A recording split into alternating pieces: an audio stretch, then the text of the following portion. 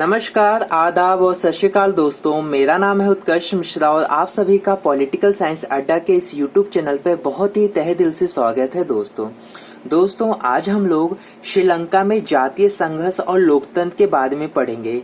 यानी हम ये समझेंगे कि जो श्रीलंका है वहाँ पे जातीय जो संघर्ष है वो किन किन के बीच में है और किन किन मुद्दों को लेकर है, और साथ ही साथ श्रीलंका के अंदर जो लोकतांत्रिक व्यवस्था है वो किस तरीके से काम कर रही है। इन सब के बारे में हम स्टडी करेंगे। स्टडी को आगे कंटिन्यू करने से पहले मैं चाहूंगा कि आप हमारे चैनल को सब्सक्राइब कर दीजिए और आप लोग मुझे इंस्टाग्राम पे फॉलो भी कर सकते हो। कई सारे स्टूडेंट्स हैं जो मुझे इंस्टाग्राम पे फॉलो करते हैं और मुझसे अपने कुछ डाउट्स पूछते रहते हैं। अगर हम इस चैप्टर को स्टार्ट करें तो मैं आपको बताना चाहूंगा कि श्रीलंका को आजादी 1948 में मिली। तब से लेकर अब तक श्रीलंका में लोकतंत्र कायम है और तब से लेकर अभी तक जो श्रीलंका है वहाँ पे लोकतंत्र की जो व्यवस्था है बहुत ही अच्छे तरीके से चल रही है। श्रीलंका को कठिन चुनौतियों का सामना करना पड़ा है। ये चुनौती ना तो सेना की थी ना ही राजतंत्र की थी। यानी श्रीलंका को ऐसा देश नहीं है जहाँ पे उसने कठिन चुनौतियों का सामना नहीं किया। उसने भी कठिन चुनौतियों का सामना किया, लेकिन ये चुनौती सेना की नहीं थी। ऐसा नहीं था कि सेना विद्रोह कर रही है, या फिर ऐसा नहीं कि श्रीलंका के अंदर कोई जो राजा है वो शासन सही तरीके से नहीं कर रहा, बल्कि ये जो चुनौती थी वो थी जातीय संघर्ष की, जिनकी अलग राष्ट्र बनाने की मांग है। और ये जो चुनौती थी वो जातीय संघर्ष के, इट मीन्स कि वहाँ के अंदर जो अलग अलग समुदाय के लोग हैं, जो अलग अलग धर्म के लोग हैं, उनके बीच में आपस में नहीं बनती। और ये लोग ये डिमांड करते हैं कि हमारे लिए एक अलग राष्ट्र बनाया जाए, हमारे लिए एक अलग देश बनाया जाए। तो इसके बारे में हम थोड़ा स्टडी करेंगे। अगर हम आगे बढ़ें तो आगे हमें ये पता चलता है कि श्रीलंका में कई समुदाय हैं। बेसिकली कोई भी एक राष्ट्र होता है वहाँ पे अलग अलग लोग, अलग अलग कम्युनिटी के लोग रहते। फॉर एग्जाम्पल अगर हम इंडिया की बात करें तो यहाँ पर हिंदू, मुस्लिम, सिख, ईसाई, जैन और भी तरह तरह के लोग रहते हैं। तो उसी तरीके से श्रीलंका के अंदर कई समुदाय के लोग रहते हैं, परंतु ये जो संघर्ष हो रहा था, जो जातीय संघर्ष हो रहा था, वो हो रहा था बहुसंख्यक सिंहली के बीच में समुदाय और अल्पसंख्यक तमिल समुदाय के बीच है। तो बेसिकली जो वहाँ पे ये लोग जो आपस में संघर्ष कर रहे थे श्रीलंका के अंदर, ये दो समुदाय आपस में लड़ झगड़ रहे थे। पहला था बहुसंख्यक सिंहली और दूसरा सा अल्पसंख्यक तमिल। बहुसंख्यक मतलब कि सिंहली की जो आबादी है वो ज्यादा है, अल्पसंख्यक तमिल का मतलब कि जो तमिल के जो लोग हैं, जो तमिल को फॉलो करते, जो तमिल कम्युनिटी के लोग, वो अल्पसंख्यक यानी उनकी पॉपुलेशन कम है। तो बेसिकली सिंहली की ज्यादा था और जो तमिल समुदाय थे, अगर हम श्रीलंका के अंदर देखें तो वहाँ पे दो तरीके के तमिल समुदाय देखने को मिलते। एक भारतीय तमिल, एक श्रीलंकन तमिल। भारतीय तमिल वो तमिल हैं जो औपनिवेशिक काल के दौरान मजदूरों के रूप में लाए गए थे। यानी जब भारत पर ब्रिटिशर्स का राज था और श्रीलंका भी गुलाम था ब्रिटिशर्स का, तो क्या करते थे, जो ब्रिटिशर्स है, जो अंग्रेज लोग थे, वो भारत से गुलामों को ले जाकर, मजदूरों को ले जाकर श्रीलंका में काम करवाया करते थे। तो जब उनको श्रीलंका लेकर जाया करता था तो कई सारे मजदूर ऐसे थे जो वहीं पर ही श्रीलंका के अंदर ही बस गए थे। तो ऐसा कह सकते हैं कि ये भारतीय तमिल हैं, या फिर यहीं बस गए। आजादी के बाद भी ये पलायन की प्रक्रिया चलती रही और जब हमारा देश आजाद हो गया ब्रिटिश से, उसके बाद भी पलायन करते रहे। यानी भारत के जो तमिल समुदाय के लोग थे वो श्रीलंका में जाकर बसते रहे। और अगर हम आगे देखें, इसी वजह से लड़ाई झगड़ा स्टार्ट हुआ। बात क्या होती है कि जो सिंहली राष्ट्रवादियों का मानना है, जो वहाँ पे जो सिंहली राष्ट्रवादी हैं, उनका मानना है कि इन तमिलों के साथ कोई रियायत नहीं बरतनी चाहिए। यानी सिंहली का यह मानना है कि जो तमिल लोग हैं, चाहे वो श्रीलंकन हो चाहे वो इंडियन तमिल्स हो, उनके साथ कोई भी रियायत नहीं बरतनी चाहिए। रियायत का मतलब कि उनको सरकारी जॉब्स नहीं देना चाहिए, उनको पॉलिटिक्स के अंदर जगह नहीं देनी चाहिए, उनको एजुकेशन की हाई फैसिलिटीज कह लीजिए सरकारी संस्थाओं में उनको जगह नहीं देनी चाहिए। इस तरीके की वो बात कहते इनको हॉस्पिटल के अंदर ज्यादा मतलब जगह नहीं देनी चाहिए। इस तरीके की वो लोग बात करते हैं। अब ऐसे में जो उग्र तमिल है, उग्र तमिल का मतलब होता है कि जो लोग बात पेशेंस नहीं रखते, मतलब किसी बात पे लड़ने झगड़ने के लिए तैयार रहते हैं। इट मीन्स कह लीजिए कि जो सरकार से चाहते हैं उग्र तरीके से, मतलब हिंसा के रूप में चाहते हैं कि सरकार उनका बात माने, अगर सरकार उनकी बात नहीं मानती तो वो लोग हिंसक हो जाते हैं। तो ऐसे हम कह सकते हैं कि उनको उग्र तमिल। तो श्रीलंका के अंदर जो उग्र तमिल है, राष्ट्रवाद की आवाज बुलंद हुई, तो ऐसे में उनकी भी राष्ट्र आवाज बुलंद हुई कि भाई ये क्या बात है, हम भी यहीं पे रहते हैं और हमारे साथ ऐसे भेदभाव करोगे तो कहां तक सही है। 1983 के बाद उग्र तमिल संगठन LTTE, Liberation Tigers of Tamil Eelam ने सेना के खिलाफ सशक्त संघर्ष छेड़ दिया। दरअसल क्या हुआ, 1983 के अंदर जो लिट्टे ने एक संगठन बनाया, उस संगठन का नाम था liberation Tigers of Tamil Eelam. तो 1983 के बाद से जो उग्र तमिल है, जो इनका तमिल का संगठन है लिट्टे, इन्होंने क्या किया, सेना के जो खिलाफ है सशस्त्र छेड़ दिया, यानी सेना के खिलाफ लड़ाई झगड़ा छेड़ दिया, मतलब लड़ने लगे सेना से, श्रीलंका की जो मिलिट्री उससे लड़ने लगे। और इस संगठन का उत्तर पूर्वी हिस्सों पर नियंत्रण है। और जो ये लिट्टे है, इसका जो अगर बात करें तो कहां तक इसकी अप्रोच है, या फिर कह लीजिए कहां इसका ज्यादा दबदबा है, तो मान लीजिए कि श्रीलंका है, तो श्रीलंका का ये उत्तर पूर्वी हिस्सा है।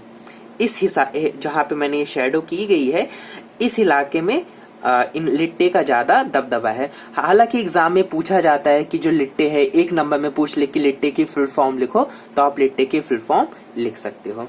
अगर हम आगे देखें तो इसने तमिल ईलम यानी श्रीलंका के तमिलों के लिए अलग राष्ट्र बनाने की मांग की।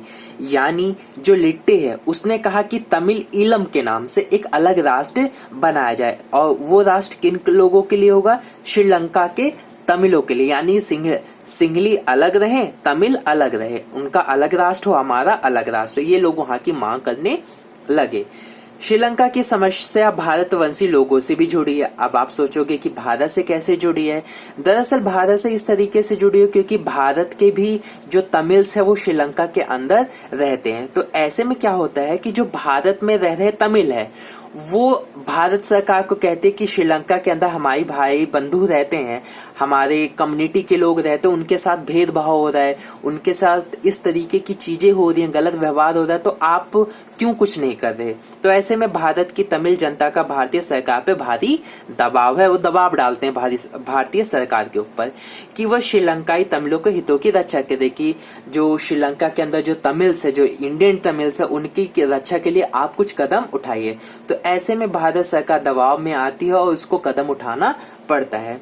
भारत सरकार ने भी श्रीलंका की सरकार से बातचीत की कोशिश की।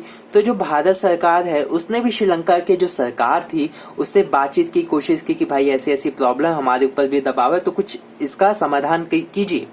लेकिन 1987 में क्या हुआ, भारतीय सरकार तमिल मसले पर प्रत्यक्ष रूप से शामिल हो गई। तो फाइनली क्या हुआ कि जो भारतीय सरकार है वो शामिल हो गई, कि पहले तो इनडायरेक्टली बात कर रही थी कि हो जाए, लेकिन फिर फाइनली वो कूद गई। भारत की सरकार ने श्रीलंका में भारतीय सेना को भेजा। तो उन भारत की सरकार ने डिसाइड किया कि श्रीलंका के अंदर हम अपनी भारतीय सेना भेजेंगे, और फिर भारत सरकार ने अपनी सेना को भेज दिया। श्रीलंका में भारतीय सेना की उपस्थिति श्रीलंका की जनता को ज्यादा पसंद नहीं आई, पर जब भारतीय सेना वहां पर गई, वहां पर रहने लगी, वहां की चीजों को हैंडल करने लगी, तो वहां की जो जनता है, श्रीलंकाई जनता, उनको ये बात पसंद नहीं आई कि जो भारत की सेना है वो हमारे अंदरूनी मसलों में दखल दे रहा है, वो यहाँ पे सेना क्यों आई, हम खुद ही सॉल्व कर सकते हैं, तो भारत से सेना क्यों आई। तो ऐसे में भारतीय सेना और श्रीलंका के जो निवासी उनके बीच में कह सकते हैं मनमुटाव हो गया। 1989 में भारत ने अपनी शांति सेना बुला ली बिना लक्ष्य पूरा किए। तो 1989 में भारत की जो शांति सेना भेजी गई थी, इस वजह से कि वहां पे सेना जाएगी और वहां के जो बीच में जो सिंहली और तमिलों के बीच में जो कन्फ्लिक्ट चल रहा है उसको भारतीय सेना सॉल्व करने की कोशिश करेगी और सॉल्व करके वापस आ जाएगी। लेकिन 1989 में लक्ष्य पूरे हुए बिना ही बुला लिया गया। क्यों बुला लिया गया आपको पता है, क्योंकि जनता वहां का विरोध बहुत बुरी तरीके से कर रही थी भारतीय सेना का। आगे देखें तो श्रीलंकाई जनता को लगा भारत उनके अंदरूनी मामलों में दखल दे रहा है और आखिर में भारतीय सेना संघर्ष के बीच में फंस गई। तो जाहिर सी बात है, क्या हुआ कि भारत की जो सेना वहां पर गई तो उन लोगों को पसंद बात ये नहीं आई। दूसरी चीज, भारतीय सेना संघर्ष के बीच में फंस गई, यानी लिट्टे जैसे जो संगठन है उसके बीच में फंस गई। उसको समझ नहीं आ रहा था भारतीय सेना को किस पक्ष का सपोर्ट करे, तो कुल मिला के फंस गई। ये इसी तरीके से है कि इन दोनों के बीच में जैसे कि लड़ाई दिखाई गई है, ये आपस में एक दूसरे से लड़ रहे हैं। अब ऐसे में भारत कहता है मैं तो पावरफुल हूं, मैं जाकर इनके मसलों को सॉल्व कर देता हूं। अब ये बेचारा इन दोनों के मसले में जाता है पढ़ने, और ऐसे में क्या होता है, इसको पीट के साइड में कर दिया जाए। जैसे दो लोगों की लड़ाई होती है तो तीसरा पर्सन बचाने जाता है तो उसको चोट लगना तय है। उसी तरीके से भारत भी उन दो मसलों के बीच में गया, उनके अंदरूनी मामलों के बीच में गया। तो फिर क्या हुआ कि वो बेचारा, उसको हानि हुई, प्रॉब्लम फेस करनी पड़ी। तो अगर हम आगे देखें तो संघर्षों की चपेट में होने के बाद भी श्रीलंका ने अच्छी आर्थिक वृद्धि और विकास के उच्च स्तर को हासिल किया। ऐसी बात नहीं है कि वो लड़ाई झगड़ा कर रहा था या संघर्ष इतने ज्यादा हो रहे थे, गृह युद्ध वहां पर जो हो रहा था इसकी वजह से श्रीलंका विकसित नहीं हो पाया, मतलब वहां पे लोगों की बहुत प्रॉब्लम हो रही थी विकसित होने में, लेकिन ऐसा नहीं था।